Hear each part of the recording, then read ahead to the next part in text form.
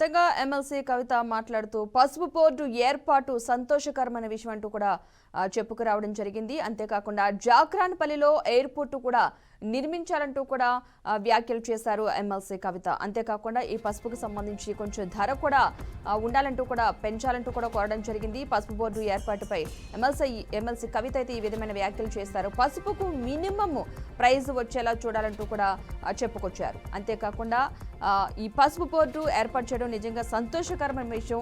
అంటే ఈ ధర కూడా ఎప్పటికప్పుడు ప్రతి 3 సంవత్సరాలకు ఒకసారి పెరుగుతుంది. ఎప్పుడైతే తగ్గుతుందో ఆ టైంలో పెంచాలంటూ కూడా చెప్పారు. అంతేకాకుండా జాక్రాన్పల్లిలో పసుపు ఎయిర్పోర్టుకు సంబంధించి కూడా మాట్లాడడం జరిగింది. జాక్రాన్పల్లిలో ఎయిర్పోర్టు నిర్మించాలంటూ కూడా వ్యాఖ్యలు చేశారు.